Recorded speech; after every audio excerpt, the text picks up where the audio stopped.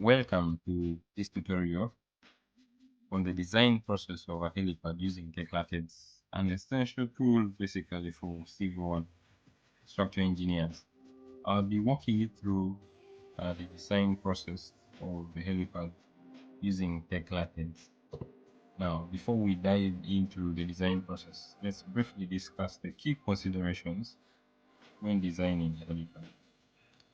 Now, one of the things you need to consider are basically the loading conditions. Now, we know very well that helipads are subject to high concentrated loads from the helicopters themselves, of course. And with that, we need to account for both the static and the dynamic loads. Secondly, we need to look at the safety regulations, the compliance with international aviation standards, such as the ICAO or the FAA. These are very crucial. For this particular design, I will be referencing the Federal Aviation Administration or the FAA kind of guidelines. So these guidelines will give us a heads up or head start on what to do. So basically, as we have talked about earlier on, the design loads or design conditions. One of the things is you need to know what is the design helicopter that you're going to be using. And now, knowing the design helicopter will help you to know what is the maximum weight and the maximum contact area that you will be using to design this helipad. Also, you get to know, of course, the design load, the static and dynamic loads. Now, from there, you then be able to design this helipad successfully in Tekla Tedds. So, what loading considerations do we look at? Now, from the structural design of helipads for offshore installations, from at page 12, we look at the loads. Now, designing these loads from helicopter landing. So, like I said, we look at the dynamic load due to impact landing. And because we are designing a slab on grade or a helipad on ground, there are basically two loading considerations that I will be looking at. I'll be looking at the dynamic load due to impact landing, and then the overall superimposed load on the landing platform. Of course, there will also be lateral load on landing platform. Suppose this is easy if you're designing a high-rise helipad. Then you'd also look at the dead load of the structure members, of course, like the slab itself for the helipad. For this case, the reinforced concrete slab itself.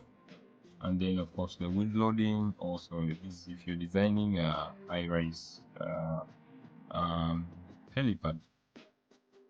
So, for the dynamic load, what do we look at? We're looking at the heavy normal landing and the emergency landing. Now, for the heavy normal landing load, it would be 1.5 times the maximum takeoff weight, whereas the emergency landing would be 2.5 times the maximum takeoff weight. And then the overall superimposed load is basically 0.5 kilonewton per square meter, which we will add, to the design. So let's get into it. So basically, this is a real life project, and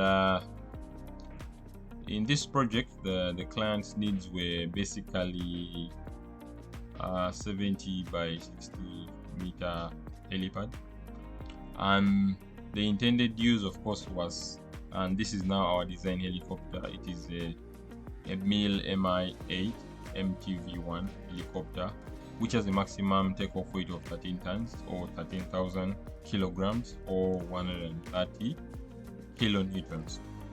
So what are we looking at now here? Look at the dead loads. Of course, that is the solid slab self-weight itself. And then for the dynamic loads due to landing, we're looking at two scenarios. The first scenario is when it is an emergency landing.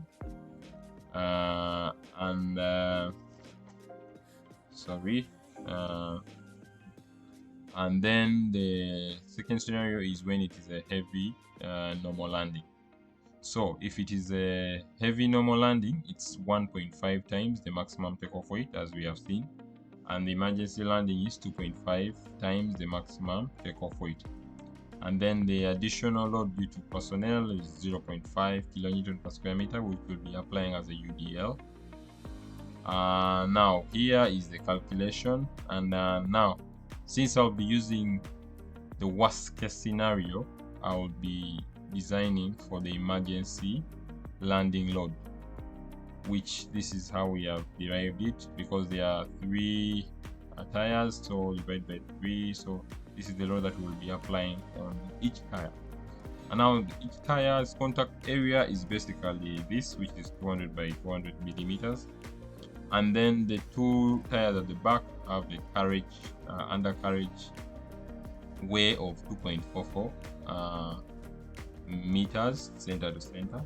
So these are some of the things we will look at when we are designing in the software or inputting our data into the software. Of course, some of the other things you look at are the material properties, which is the steel reinforcement, concrete, the partial safety factors. Then you would look at the design codes and guidelines. Now these are the references or the guidelines that I'll be using for this particular design. So for this particular example, as I said, we are designing a concrete helipad, which will be capable of supporting the medium-sized helicopter, which is the Mi-8. And then we will be using basically Tekla Tedds to analyze the structure's load-bearing capacity and to ensure basically that it's code compliant. So catch me on the next one as I show you and I take you through the design process of this helipad successfully in Tekla Tedds. Thank you, and if you've not yet subscribed, please hit that subscribe button and like, comment for more of this kind of videos. Thank you.